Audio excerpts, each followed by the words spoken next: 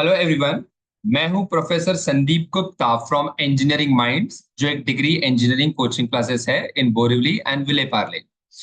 अब आज का ये वीडियो बहुत इंपॉर्टेंट होने वाला है क्योंकि इस वीडियो में हम सीखने वाले हैं about filling of online application form.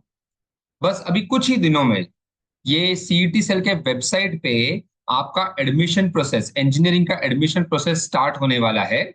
And जैसे आपका एडमिशन प्रोसेस स्टार्ट होगा, आपको एक ऑनलाइन एप्लीकेशन फॉर्म फिल करना है। बाय द वे, आपका जो भी प्रोसेस है वो ये वाले वेबसाइट पे होगा, fe2024.mahacet.org। अभी तक ये वेबसाइट ऑपरेशनल नहीं है, बट कुछ ही दिनों में, मुझे लगता है एक दो दिनों में ये वेबसाइट ऑपरेशनल हो जाएगी। तो जब तक मैं ये वीडियो बना रहा हूं तब तक ये वेबसाइट ऑपरेशनल नहीं है। एनीवे, अब आपको यहाँ क्या करना है, तो इस वीडियो को ध्यान से देखिएगा। अगर आप इस वीडियो को ध्यान से देखते हैं तो आपके मन में कोई भी शंका नहीं रहेगी about filling of online application form. So let's start. अब जैसे आप उस वेबसाइट पे जाते हैं, आपको ऐसे दो बटन दिखेंगे, न्यू रजिस्ट्रेशन, ऑलरेडी रजिस्टर्ड। तो आपको न्यू रजिस्ट्रेशन पे ही क्लिक करना है, ऑलरेडी रजिस्टर्ड पे क्लिक नहीं करना है, ठीक है। अब जैसे ही आप न्यू रजिस्ट्रेशन पे क्लिक करेंगे, ओके, तो उसके बाद क्या होगा, उसके बाद आपको एक क्वेश्चन दिखाई देगा, have you appeared for MHT सीटी 2024। अच्छा, अभी ये जो मैं स्क्रीनशॉट्स यूज कर रहा हूं, ऑब्वियसली ये पिछले साल के स्क्रीनशॉट्स हैं, ओके। तो इसीलिए यहां लिखा है 2023, बट आपके केस में यहां लिखा होगा 2024, ओके। अब मुझे लगता है आप सभी ने एमएचटी सीटी दी है, तो आपको यहाँ यस पे क्लिक करना है।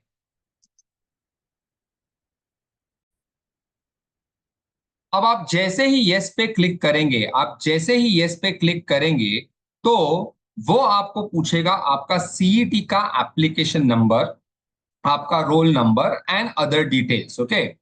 आपको ये सब डिटेल्स फिल करने हैं और आपको क्लिक करना है इस पे, चेक सीईटी डिटेल्स। अब जैसे ही आप इस पे क्लिक करेंगे तो आपके ये डिटेल्स यहां आएंगे। तो आपको क्या करना है, ये सब डिटेल्स रीड करना है, वेरीफाई करना है। उसके बाद एक और चीज ध्यान रखिए, at every stage, her stage पे आपको ऐसे इंस्ट्रक्शंस दिखेंगे जो आपको अच्छे से रीड करना है, ऑलराइट। ओके, ये होने के बाद आपको नीचे सेव एंड प्रोसीड करना है। सेव एंड प्रोसीड के बाद आप आगे बढ़ेंगे।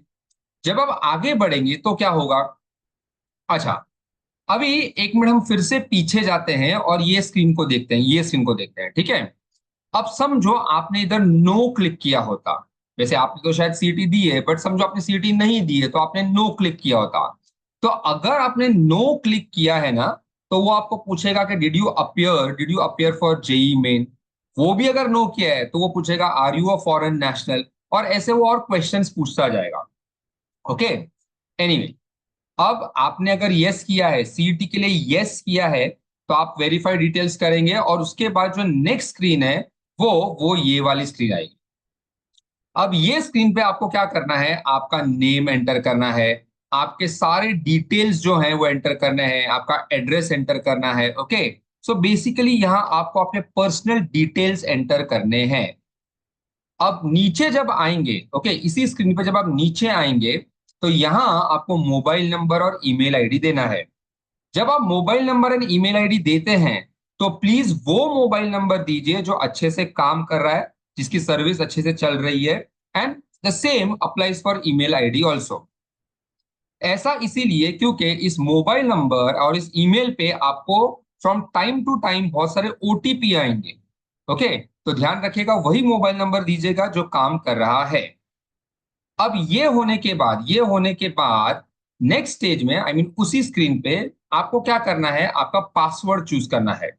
अब पासवर्ड के जो रूल्स हैं वो यहां दिए हुए हैं। आपको पासवर्ड चूज करना है, कंफर्म करना है, और आपको ये कैप्चा उधर देना है। एक बार ये सब हो गया, उसके बाद आपको सेव एंड प्रोसीड करना है। जब आप सेव एंड प्रोसीड करेंगे, तो ये आएगा enter one time password, okay, send on this. तो आपके मोबाइल नंबर पे सीटी सेल की तरफ से एक ओटीपी आएगा। वो ओटीपी आपको इधर एंटर करना है एंड ऑब्वियसली वेरीफाई पे क्लिक करना है। अगर ओटीपी करेक्ट है, ओके, तो एक एप्लीकेशन आईडी जनरेट होगा और वो यहां दिखाई देगा। अब प्लीज याद रखिए, आपको दो चीजें अच्छे से याद रखनी है। एक है ये एप्लीकेशन आईडी, और दूसरा है वो पासवर्ड जो आपने अभी जनरेट किया, ठीक है। अगर आप चाहें तो ये एप्लीकेशन आईडी एंड पासवर्ड कोई सेफ जगह पे लिख के रख दीजिए। ओके। उसके बाद एज यूजुअल आपको प्रोसीड करना है। जब आप प्रोसीड करेंगे तो फिर से आपको ये दिखाई देगा। अब यहां आपको क्या करना है, आपको वो एप्लीकेशन आईडी डालनी है जो आपने प्रीवियस स्क्रीन पे देखा, और आपको वो पासवर्ड डालना है जो आपने बस थोड़ी देर पहले जनरेट किया। एंड उसके बाद आपको आपको साइन इन करना है। जब आप साइन इन करेंगे, वेरी इंपॉर्टेंट, ध्यान दीजिएगा, तो आपको ये स्क्रीन दिखाई देगा। ओके। अच्छा, अब जो भी मैं आपको रूल्स बता रहा हूं ना, ये पिछले साल के हिसाब से बता रहा हूं, 2023 के हिसाब से बता रहा हूं। ये जो भी स्क्रीनशॉट्स है 2023 के हैं। मोस्ट प्रोबेबली इस साल भी कुछ चेंज नहीं होगा, बट अगर चेंज होता है तो छोटे छोटे चेंजेस हो सकते हैं, जैसे इस स्क्रीन पे कुछ चेंज हो सकता है। अब ये स्क्रीन क्या है समझते हैं। तो पिछले साल ना क्या है, दो तरह के स्क्रूटिनी मोड थे। एक था ई स्क्रूटिनी और दूसरा था फिजिकल स्क्रूटिनी। तो ई स्क्रूटिनी में क्या होता है, आपको ना फैसिलिटेशन सेंटर नहीं जाना पड़ता है। फिजिकल स्क्रूटिनी में आपको फिजिकली फैसिलिटेशन सेंटर में जाना पड़ता है और आपके डॉक्यूमेंट्स चेक कराने पड़ते हैं। By the way, facilitation centre is nothing but any engineering college which is near you. Okay. तो आप क्या कीजिए, इस साल भी अगर आपको दोनों ऑप्शंस दिखाई देते हैं, आई रिपीट, अगर आपको दोनों ऑप्शंस दिखाई देते हैं, तो आप ई स्क्रूटिनी पे क्लिक क्लिक कीजिए। ठीक है, मैं प्रिफर करूंगा कि आप ई स्क्रूटिनी कीजिए। जब आप ई स्क्रूटिनी पे क्लिक करेंगे तो अब ये आपको आगे लेके जाएगा यहां। ओके। अब बेसिकली आपको एक एप्लीकेशन फॉर्म भरना है इन 9 स्टेजेस। ये आप देखेंगे स्टेप 1 से लेके स्टेप 9 आपको दिखाई दे रहा है यहाँ। तो 9 स्टेप्स में आपको एक एप्लीकेशन फॉर्म भरना है। राइट साइड पे आप देखेंगे जो स्टेज कंप्लीट हो चुका है उसके लिए आपको ग्रीन में कंप्लीट दिखेगा, और जो इनकम्प्लीट है उसके लिए इनकम्प्लीट दिखेगा। एक अच्छी बात यह है कि ये जरूरी नहीं है कि ये जो सारे स्टेप्स हैं आप एक ही दिन पे कीजिए, ऐसा कुछ जरूरी नहीं है। ओके। आपको चाहिए तो आराम से 2 दिन 3 दिन लेके ये पूरा फॉर्म कंप्लीट कीजिए। आप जितना भी इधर कंप्लीट करेंगे ना, तो ये कंप्लीट कंप्लीट आता जाएगा और वो इस वेबसाइट पे स्टोर्ड रहेगा। ओके। एनीवे, अब आगे बढ़ते हैं। अब नीचे आके जब आप सेव एंड प्रोसीड करेंगे, ओके, नीचे सेव एंड प्रोसीड होगा या प्रोसीड होगा, तो आपको स्टेप नंबर 2 पे लेके जाएगा। ओके। अब स्टेप नंबर 2 पे, ओके, ये क्या है, इसका हेडिंग देखिए, claim your type of candidature. अब होता क्या है ना, अलग अलग टाइप के कैंडिडेट्स होते हैं, यानी स्टूडेंट जितने भी होते हैं ना, वो अलग अलग कैटेगरीज में डिवाइड कर सकते हैं, type A, type B, type C and so on. 99.99% आपका जो टाइप होगा ना, वो होगा टाइप ए। ओके। अब टाइप ए कैंडिडेट कौन है, ये वो कैंडिडेट है जिसने एसएससी एचएससी महाराष्ट्र से पास की है। By the way, SSC HSC के बदले अगर आपने सीबीएसई आईसीएसई भी महाराष्ट्र से किया है तो भी चलेगा। एक और कंडीशन ये है कि type A candidate should be a domicile of Maharashtra और he should be born in Maharashtra. तो जहां तक मेरा ख्याल है, आप सभी लोग महाराष्ट्र के डोमिसाइल होंगे एंड आपने एसएससी एंड एचएससी यहां से ही किया होगा। अगर ये करेक्ट है तो आप टाइप ए कैंडिडेट है, तो आप इस पे क्लिक करेंगे। ठीक है। उसके बाद आएगा home university and category details. तो देखिए लेफ्ट साइड पे ना आपको ये सब स्टेप्स भी दिख रहा है। ओके। स्टेप नंबर 1 वो था, ये देखिए, स्टेप नंबर 1 वो था जहां आपने पासवर्ड जनरेट किया। स्टेप नंबर 2 वो था जहां आपने टाइप ए पे क्लिक किया। अब हम स्टेप नंबर 3 पे हैं, देखिए ये, और इसके नीचे स्टेप 4 5 6 7 8 ये सब है। तो स्टेप नंबर 4 में आपको क्या करना है, आपको ना कोई एक ऐसा डॉक्यूमेंट अपलोड करना है जो ये प्रूव करता है कि आप टाइप ए कैंडिडेट है। ओके। तो आप क्या करेंगे, आप इधर इधर क्लिक करेंगे, इधर क्लिक करेंगे। ओके। जब आप उधर क्लिक करेंगे तो ये 3 ऑप्शंस आपको पास आएंगे। तो आप इसमें से कोई भी एक ऑप्शन सिलेक्ट कीजिए। 99% आपका जो बर्थ सर्टिफिकेट है ना, ओके, उस पे लिखा होगा कि you are born in Maharashtra. Okay. So if you are born in Maharashtra आप ये सिलेक्ट कर सकते हैं, या फिर आप लिविंग सर्टिफिकेट सिलेक्ट कर सकते हैं, या कुछ भी, तीनों में से कोई भी है। ओके। अब इसके बाद आपको ये सब सिलेक्ट करना है। ओके। मोस्ट प्रोबेबली आपके केस में शायद ये मुंबई सबर्बन ही आएगा, या फिर जो भी आएगा आप इस ड्रॉप डाउन से देख सकते हैं, डिफिकल्ट कुछ नहीं है। फिर वो पूछेगा आपकी होम यूनिवर्सिटी क्या है, तो आपके केस में आपकी होम यूनिवर्सिटी मुंबई यूनिवर्सिटी रहेगी। ओके, फिर उसके बाद ये पूछेगा सिलेक्ट कैटेगरी। तो जो कैटेगरी है इसमें आपको सिलेक्ट करना है, ओपन, एससी, एसटी, कौन से कैटेगरी से हैं। ओके, यहाँ नीचे ईडब्ल्यूएस कैटेगरी भी आती है, इकोनॉमिकली वीकर सेक्शन, तो आप उस कैटेगरी से हैं तो आप वो सिलेक्ट करेंगे। ऑलराइट, अब कैटेगरी सिलेक्ट करने के बाद आप सेव एंड प्रोसीड करेंगे, ये देखिए सेव एंड प्रोसीड करेंगे। एंड उसके बाद आएगा नेक्स्ट स्टेप जिसको बोलते हैं special reservation details. Okay, sorry, हाँ, उसके बाद आएगा ये नेक्स्ट स्टेप जिसको बोलते हैं स्पेशल रिजर्वेशन डिटेल्स। अब एक, हाँ जस्ट 1 मिनट, या तो इधर एक और बात मुझे बतानी थी, थोड़ा पीछे जाते हैं फिर से। ओके, यहाँ जाते हैं। ऑल राइट, अभी यहाँ आप कैटेगरी सिलेक्ट करेंगे। अगर आप ओपन कैटेगरी से हैं तो ठीक है, बट समझो अगर आपने S C, S T, OBC ऐसी कोई कैटेगरी सिलेक्ट की, अगर आपने ऐसी कुछ कैटेगरी सिलेक्ट की, तो ये और भी ऑप्शंस आएंगे, ये और भी ऑप्शंस आएंगे जो आपको फिल करने हैं, जो आपको फिल करने हैं। ओके, अब इधर इधर जैसे फॉर एग्जाम्पल ये आपको बोलेगा कि आपका सिलेक्ट कीजिए कास्ट और tribe validity certificate status, non creamy layer certificate status. So ये सब रिजर्व कैटेगरी के लिए चाहिए होता है।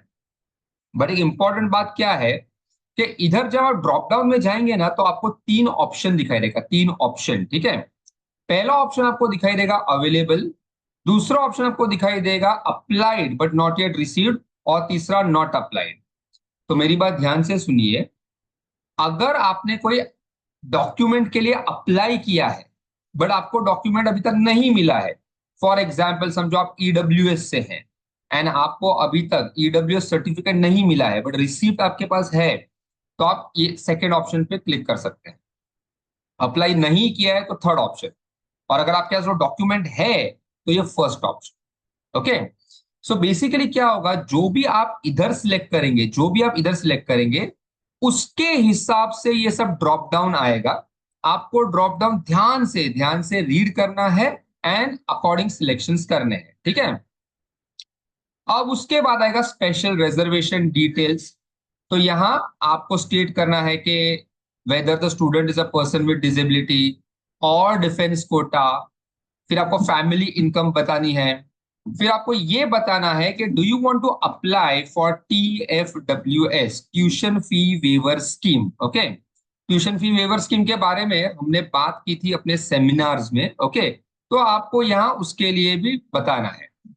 अगर आप यस बोलते हैं, ओके, अगर आप यस बोलते हैं तो ध्यान रखिए, TFWS is applicable only only when your family income is less than और इक्वल टू 8 lakhs। ये देखिए इधर है। ओके, आपका जो ईयरली फैमिली इनकम है, ओके, वो इक्वल टू नहीं, सॉरी, वो ईयरली जो फैमिली इनकम है वो बिलो 8 lakhs होना चाहिए। फिर उसके बाद ये पूछेगा आर यू एन ऑर्फन, फिर ये पूछेगा do you belong to minority candidature type. Very very very very very important, हमारे सेमिनार्स में हमने इसके बारे में बात की थी, शायद आपको याद होगा। अभी माइनॉरिटी का मतलब क्या होता है, तो माइनॉरिटी का मतलब SC, ST, OBC नहीं होता है। ओके, माइनॉरिटी का मतलब होता है लिंग्विस्टिक या रिलीजियस माइनॉरिटी। सो अगर आप गुजराती हैं तो आप गुजराती लिंग्विस्टिक माइनॉरिटी हैं, अगर आप मुस्लिम हैं तो मुस्लिम रिलीजियस माइनॉरिटी है, ऐसे, ठीक है। तो आपको क्या करना है, अगर आप कोई माइनॉरिटी कम्युनिटी से बिलोंग करते हैं तो आपको इधर यस करना है। जब आप यस करेंगे तो फिर से इसके नीचे ड्रॉप डाउन और वो सब खुलेगा एंड आपको वो सब सिलेक्ट करना है। ऑलराइट, ठीक है। आप उसके बाद आपने सेव एंड प्रोसीड किया। ये होने के बाद अभी नेक्स्ट आएगा क्वालिफिकेशन डिटेल्स। तो यहां सब कुछ सेल्फ एक्सप्लेनेटरी है, आपको आपका एसएससी का डिटेल्स डालना है कि कौन से ईयर में आपने पास किया, आपको अपने मार्क्स डालने हैं, उसके बाद आपको आपका एचएससी का डिटेल्स डालना है। ओके, फिर आपको डालना है कि कौन से ईयर में आपने एचएससी पास किया, तो आपके केस में शायद आप डालेंगे 2024। अगर आपने 2024 में एचएससी पास किया है तो आप नीचे क्लिक कर सकते हैं गेट एचएससी डेटा। अगर आप गेट एचएससी डेटा पे क्लिक करते हैं तो आपके जो एचएससी के मार्क्स हैं वो ऑटोमेटिकली नीचे नीचे आ जाएंगे, आपको मैन्युअली फिल करने का जरूरत नहीं है। एक बार ये हो गया, उसके बाद ये आपको पूछेगा कि have you appeared for JEE Main. अगर आप नो बोलते हैं तो सिंपली आगे बढ़ जाएगा। अगर आप यस बोलते हैं तो सिमिलरली आपको जेई मेन का डिटेल्स डालना है। ओके, अब उसके बाद समझो फॉर एग्जाम्पल हमने नो किया, सेव एंड प्रोसीड किया। ओके, तो अब हम आते हैं नेक्स्ट सेक्शन पे। नेक्स्ट सेशन में आपको आपका फोटोग्राफ एंड सिग्नेचर अपलोड करना है। ओके, जब आप फोटोग्राफ या सिग्नेचर अपलोड कर रहे हैं तो यहाँ ऊपर ऊपर ओके उसके इंस्ट्रक्शंस दिए होंगे। फॉर एग्जाम्पल जो फोटोग्राफ है वो कुछ 500 केबी तक ही हो सकता है, वो PDF JPEG and I think PNG में ही हो सकता है। तो रूल्स अच्छे से पढ़ लीजिए, वरना क्या होगा, आप अपलोड करने का ट्राई करेंगे और अपलोड नहीं होगा। तो आप फोटोग्राफ अपलोड कीजिए, सिग्नेचर अपलोड कीजिए, उसके बाद फिर से सेव एंड प्रोसीड। अब ये वो लिस्ट ऑफ डॉक्यूमेंट्स है, ये वो लिस्ट ऑफ डॉक्यूमेंट्स है जो आपको अपलोड करना है। ओके, एंड वंस अगेन ये वो रूल्स है जो आपको बताते हैं कि आपके डॉक्यूमेंट का फॉर्मेट क्या होने वाला है, क्या होना चाहिए। तो अब आप क्या कीजिए, एक एक करके ये सारे डॉक्यूमेंट्स को अपलोड कीजिए। ठीक है, जैसे जैसे आप अपलोड करते जाएंगे ना, आपको यहाँ थंबनेल थंबनेल दिखाई देगा। ओके, अब एक बार ये हो गया, उसके बाद आता है नेक्स्ट स्टेज, जहां शायद आपको एप्लीकेशन फी भरनी पड़े। अगर आपने एमएचटी सीटी दी है तो एमएचटी सीटी देते वक्त शायद आपने 600 एप्लीकेशन फी भरा होगा। अगर आपने उतना एप्लीकेशन फी भरा है ना, तो वो ऑटोमेटिकली आपको इधर दिखाई देगा। ठीक है, अगर आपने सीटी नहीं दिया है ओके, तो आपको आपको फिर एक एप्लीकेशन फी भरना पड़ेगा। ऑल राइट, एनीवे, अब उसके बाद आप सेव एंड प्रोसीड कीजिए। सेव एंड प्रोसीड करने के बाद आपका आपका जो ऑनलाइन एप्लीकेशन फॉर्म है वो कंप्लीट हो चुका है, आपने सब फिल कर लिया है, और अब वो आपको ऐसा दिखाई देगा। ठीक है, तो इसमें हर वो डिटेल्स हैं जो आपने फिल किया है। आप क्या कीजिए, आराम से 10 मिनट 15 मिनट लेके एक एक डिटेल अच्छे से चेक कीजिए। ओके, समझो अगर आपको कोई डिटेल एडिट करनी है, चेंज करनी है, तो आप क्या कर सकते हैं, ये लेफ्ट साइड पे ना क्लिक करके उसको चेंज कर सकते हैं। फॉर एग्जाम्पल आपको अगर ऐसा लगता है कि आपने एसएससी का मार्क्स गलत डाला है, तो आप ये क्वालिफिकेशन डिटेल्स पे क्लिक कीजिए और उसको चेंज कीजिए। ठीक है, ये सब होने के बाद आप फाइनली इधर क्लिक कीजिए, submit application form for E verification. जब आप इस पे क्लिक करेंगे ओके, तो वो आपको लॉगिन पासवर्ड पूछेगा जो आपको एंटर करना है, एंड वेरीफाई पे क्लिक करना है। वेरीफाई पे क्लिक करने के बाद होगा क्या, वेरीफाई पे क्लिक करने के बाद आपके मोबाइल पे एक ओटीपी आएगा, वो ओटीपी आपको इधर एंटर करना है, एंड फिर से वेरीफाई पे क्लिक करना है। एक बार आपने वेरीफाई पे क्लिक कर दिया, या ये इसका मतलब आपका ऑनलाइन एप्लीकेशन का काम हो गया है। दो तीन बातों पे ध्यान दीजिए कि इस एप्लीकेशन में आपने कहीं भी कोर्स कॉलेज का डिटेल्स नहीं डाला है, वो अभी नहीं डालना है, वो कैप राउंड्स में डालना है जो लगभग 10 जुलाई के आसपास स्टार्ट होगा। मोर ओवर आप एक कुछ कुछ बातों का ध्यान रखिए कि यहां यहां आप ई स्क्रूटिनी सिलेक्ट कीजिए तो आपको वो ज्यादा अच्छा पड़ेगा। अच्छा, एक बार ये सब हो गया ना, उसके बाद अगले 15 दिन आपको कुछ काम नहीं करना है।